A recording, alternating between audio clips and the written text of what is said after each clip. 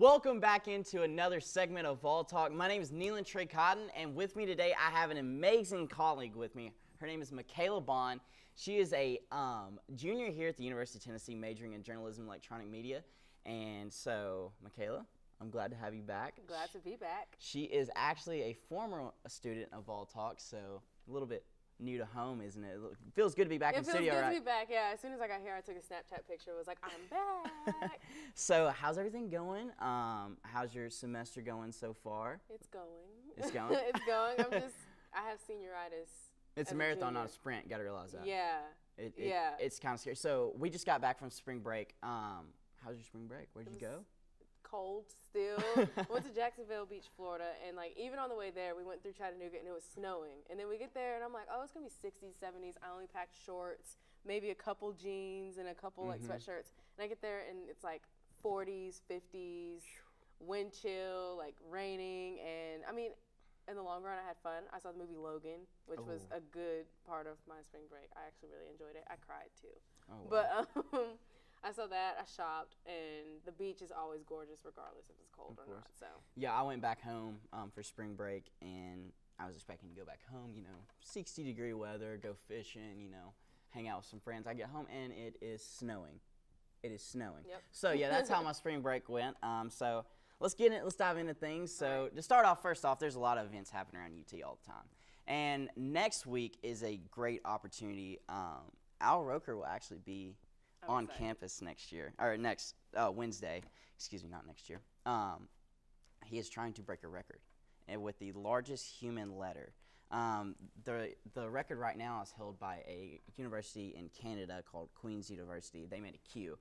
So next Wednesday, will you be in attendance? I just signed up before we got on here because I heard some people talking about it. So yeah, I will definitely try to be there. It's gonna be early. Very early. Probably going to be cold, but like you could see Al Roker. That's a huge deal. And you get to break a record with Al Roker. You know how cool that's going to be to like talk about? Like, oh, what have you done? Oh, well, I have a Guinness Book of World Record. I'm probably going to set it as my banner on Facebook. that is going to be a really cool picture. Yeah. So right now the record, I believe, is 3,700 people. Oh yeah, we can do that. We got that. We got this. We got this. So I'm really looking forward to that, and that's a lot of publicity for the University of Tennessee. I mean, it's the Today Show. Yeah. Al Roker does the weather every morning on the Today Show, so that's really good for he's just a huge name in general. Like as a little for sure. kid, I remember Al Roker. As a little kid. So to move on from that, there's been a new survey come up in Knoxville, and this is kind of shocking. So Knoxville is now the 10th fattest city in the nation. This blew me away. Out of all the cities in the world or in the nation, Knoxville, Tennessee, number 10. Yeah. And Tennessee's pretty in bad shape right now. Memphis comes in at number 2, and Chattanooga is coming in at number 6. So this blew me away. What did you think about when you heard about this? First off, it's like of all the places I could be, I'm in like the 10th fattest city in Knoxville. 10th fattest. But honestly, it's just sad, but like if you think about it, everywhere you go there's a McDonald's, there's a Chick-fil-A. Even on campus, like it's just a bunch of fast food restaurants. And so I mean, I don't know. It's just something you never think about, though. It doesn't shock me that Knoxville is fat, but it shocks me that it's up there because I would think maybe like I don't know, just other places like Memphis being number 2. I would feel like it would be other bigger cities that would. I mean, and for some reason, the South has a higher, like, for instance, the number 1 city is Jackson, Mississippi. So. And I used to live in Mississippi, close to Jackson. Really? So it attracts me. So, I mean, why have we never noticed this obesity rate? That's something that's never really been brought to the light. Yeah. So, I mean, I've never noticed it. So I think it's kind of like talking about racism.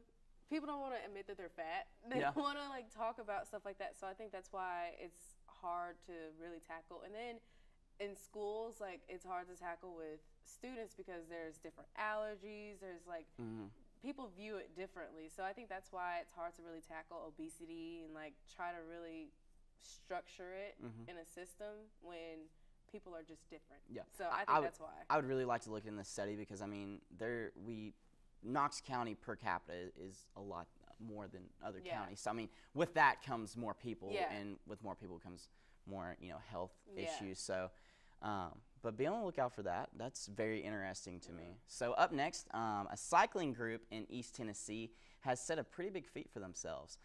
They will be honoring the late Pat Summitt by cycling 1,098 miles. They will start on October the 17th of next fall. Yeah, you're already shaking your head. They will start from the campus all the way to Key West, Florida.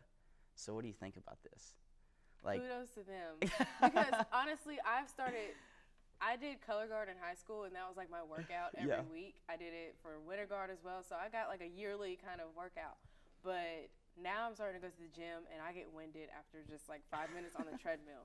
So to cycle over 1,000 miles, that's kudos to them. And I mean, it's really sweet. I think when you have that goal because it's for somebody that you have so much respect for, I think it's different. Like, it's easier.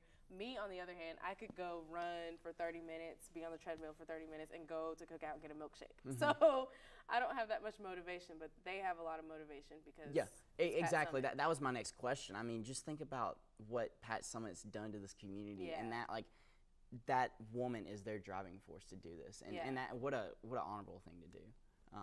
So next up, my final topic of this show, the long-awaited Volapalooza lineup has been confirmed. With it comes some big names: ex-ambassadors Coin, Pale, and Mountains Like Wax. Are you looking forward to this? Have you gone to Volapalooza? I went last year, and I really, really enjoyed it. My boyfriend listened to Rory, and I never heard of Rory. I heard him. But then, fun fact, Rory's song is actually in Logan. And when we were watching the movie, we were like, that's Rory. And we were like, they know about Rory. But anyways, Volapalooza was awesome last year. Like, literally, I mean, even if you just sit out in the grass and just wait, once the music starts, you're going to be like, oh, this is definitely worth the wait. Like, it was I didn't go to Volapalooza my freshman year, but last year was my sophomore year. And a couple of friends of mine went, and I had a blast. I mean, it was phenomenal. I mean, it was Nikki Heaton, Moon Taxi, Rory. I remember Nikki.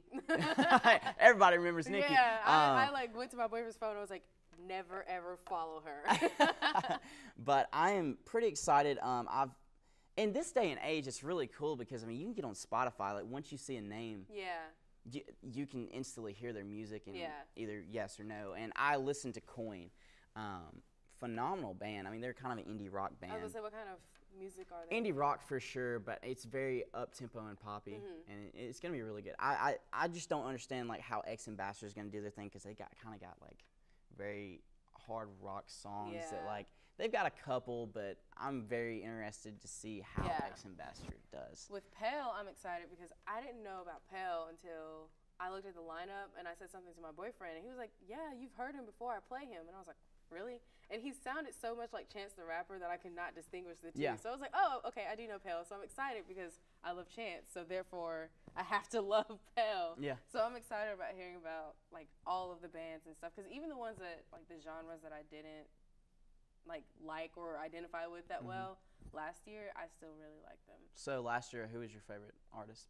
Rory. Rory, for sure? Rory. Yeah, he played later into the night. Yeah, so. and I mean, he was like the last act too, but he put on a show. Like, it was lights, water, like, just everything. So that's really cool. Moon Taxi, they're from Nashville, and they're kind of a hometown type band. I remember them. Yeah, and it was really cool to see them. They've never played in front of the World's Fair Park before, so they really enjoyed that. So, but be on the lookout for Volapalooza. I hope all of you join Volapalooza this year. It's a wonderful time.